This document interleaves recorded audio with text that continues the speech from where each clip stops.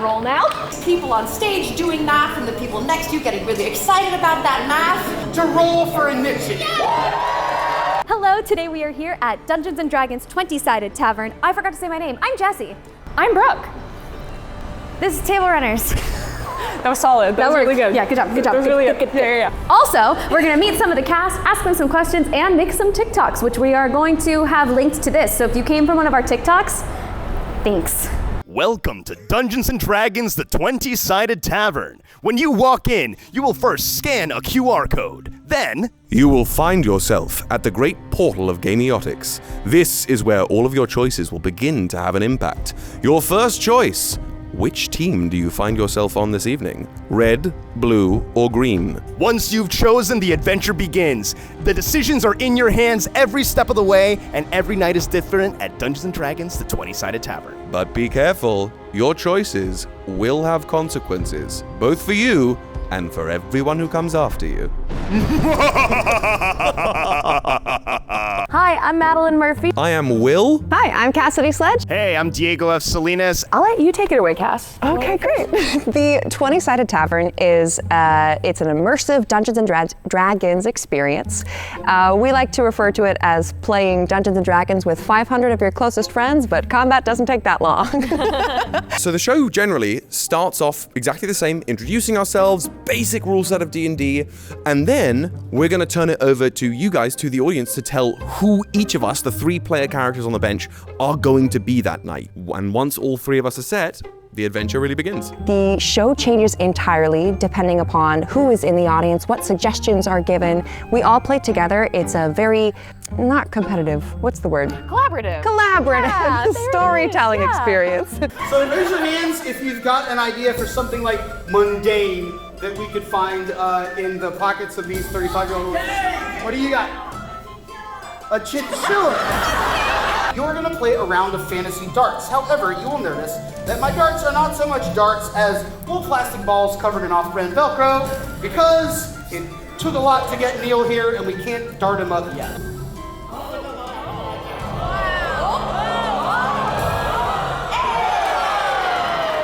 Tonight, for example, I am playing Team Might. I am in the red team, and Might is usually, or can be, a driving force, right? They are the barbarians, the fighters, the paladins, usually brawn over brain, but not necessarily a little bit of both. Like, it depends. Everybody plays Might a little bit differently. Are we gonna get paid still? Yeah! Not only are you not going to get paid, you're going to get dead! If you keep talking like that, I'm gonna need some serious subtitles. From either of you, that's pretty rich. Okay. Did we escape? Yes, I think we did. That was very touched. Don't do that again. I'm sorry. So how would you propose we calm the whistle? I could maybe go cuckoo for Cocoa Puffs. When I got started with the 20-Sided Tavern, was cast exclusively as Team Magic. What I love about Team Magic is not only are they the ones with the most arcane potential, you know, they can cast spells. The trade-off is to have such power, you tend to be pretty squishy, and therefore you have to get really creative with your play, because you might want to cast a spell, but if you don't roll high enough, then you've done nothing. So it's a really fun and creative way of thinking through how you want to utilize magic in a really tactical way. How does magic inform the dynamics of the party? Does that make you fundamentally more powerful? Or does it make you actually feel that you have to compensate in certain ways? That's a very good point. I hadn't really thought about that. Why don't we go with Gangster Rally? Give them a taste of my tongue. Orange a thing they're not gonna pitch? No, we are just 2 wandering gentlemen from a place called Britta. And the third track we have is Team Mischief. And this is my most recent track that I trained on. It is represented by the color green with the tagline, "Some of us are better at sneaking and seducing." So you already know we got those rogues, we got those bards, and we have some artificers as well, which I think are very fun and very silly. During the story, we're running around, we're stealing teeth, We're making fart jokes. We're trying to smooch every NPC. We are stuffing people into magical holes, transporting them to different dimensions, making our sometimes unintentional, sometimes very intentional double entendres. And I think Team Mischief is it's for the silly, goofy little guys out there who maybe don't really understand the mechanics of Dungeons & Dragons, but are here to have a very good time. High number, good. Low number, bad. Better. He was scared of whatever he was scared of, and now he's pretty much scared of you. I hear you've been looking for me. Oh, yeah, great expanse of possibility. Oh, yeah, did you want to join my bowling league? Good. Now we are under a plug contract. Me too. Nothing could go better. I think the beauty of having might, magic, and mischief is the whole point is that you want kind of a balanced party. Or better yet, it's so fun to play with characters that have wildly different skills, abilities, and classes, because then the combination is, it's not about, I'm the best player, you're the best player. It's us as a trio against the world, or maybe against each other, but those are the dynamics you want. And I love that in Dungeons & Dragons, I've heard that original party dynamics were inspired by the Golden Girls. So that's another way of thinking about it. Do you want to be a Blanche? Do you want to be a Sophia? Do you want to be a Dorothy? Or do you want to be a Rose? I love Golden Girls. I love it. I felt both of you look at me at the same time. Each of our players is familiar with 3 distinct characters. Each with their own unique skill sets and abilities. Some of us are better at punching and pummeling. Team Mike! Some of us are better at magic and manipulation. Team Some of us are better at sneaking and seducing.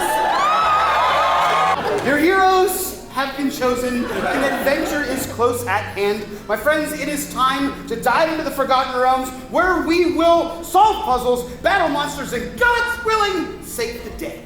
And we're looking for our next totally legal, totally acceptable job. Yes, there, yeah? no hitches, no strings, and definitely nothing nefarious, let's call it. Wink.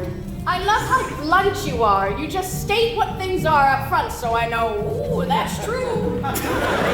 Exactly. We hop into costume, we roll down the path on the adventure, and every single time we have a decision to make, you're the one making that decision for us. Well, it's a juxtaposition. It's a coin flip, and instead of flipping a coin, we're going to make it your choice, and as a result, your fault. You cannot play the game wrong. Only when you censor yourself or you're trying to like give what you think is the right answer, there is nothing right. The mistakes are the best part. So come as you are, enjoy yourself, and as long as you have a collaborative energy, it's gonna be great.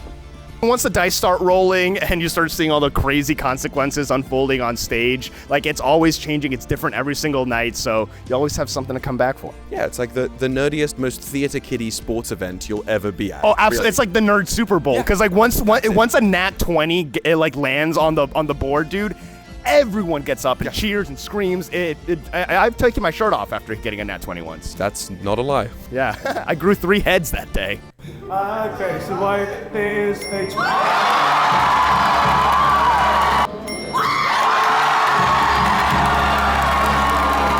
We go up. Yes! Here we go.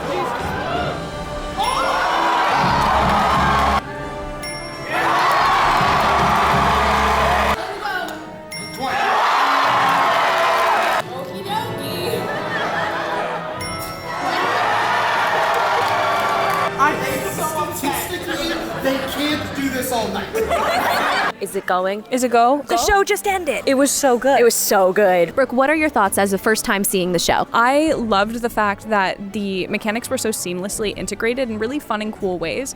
As a DM that likes to allow different rules for different things that aren't necessarily rules as written, this is like the show for that of, yeah, no, that makes sense, and let's figure out a way to implement it in a way that's narratively satisfying, which makes my little nerd brain so happy. The narrative storytelling of getting everyone involved was so lovely. I understand audience participation can be scary. Yeah. This was just playing D&D.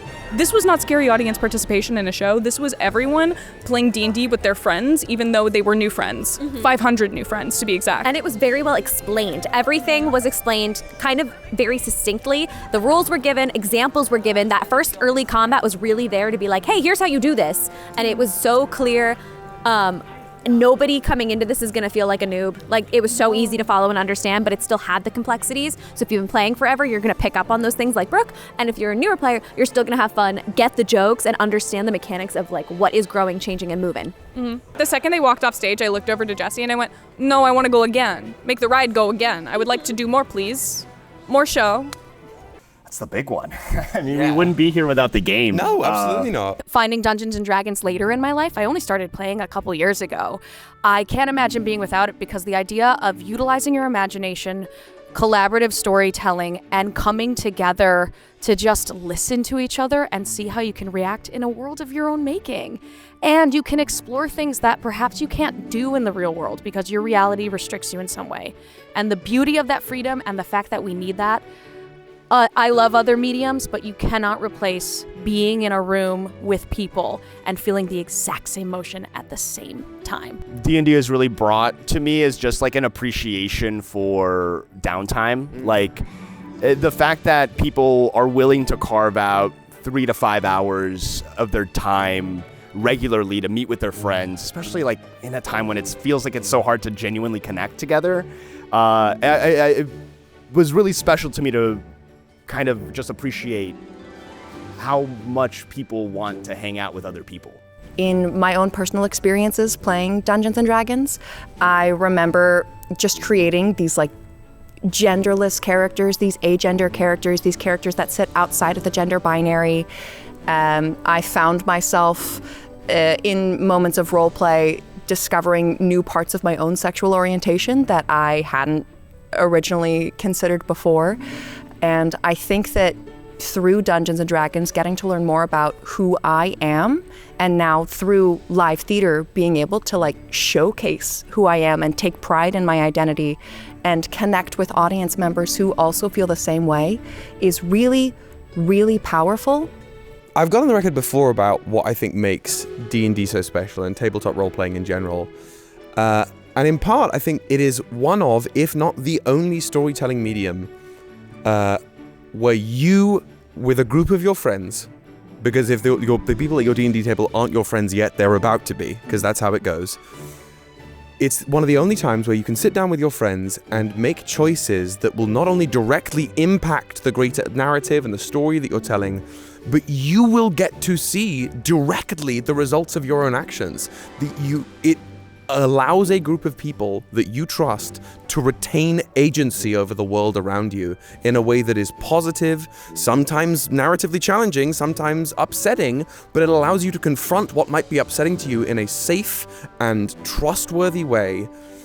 And then at the end of this long story, however long you're playing D&D for, or whatever tabletop role-playing game you're engaging in, you have created something, and we say it on stage here, you have created something that has never and will never exist again, that only exists because of the unity of the people in that room. And then you blow that up to a room like this, and you fill the room with not just audience members, but everybody who sits in these seats are the other players at this table.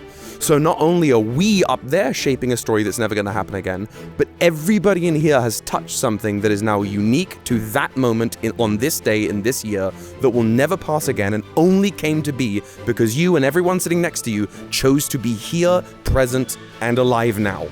And I don't know of anything else in this whole world that allows all of those same things to happen at the same time. Come see Dungeons and Dragons, the 20 Sided Tavern at the Ricardo Montalban Theater, playing now through December 21st, 2025. We're gonna have so much fun. Come as you are. We cannot wait to play with you. It's gonna be a fun, good, nerdy time. Come roll some dice and get loud, baby. For the song, da-da-da-da-da-da, Nat 20. Thank you so much to the 20 Sided Tavern. Please be sure to come. It is here in Hollywood until December 21st. Also, if it is coming to your area, they are touring. Definitely go see this show. Tell stories with your friends. Tell stories with your friends. Thank you. Thanks, guys. Yeah. Now try it one more time. Oh, shut up. Let's go.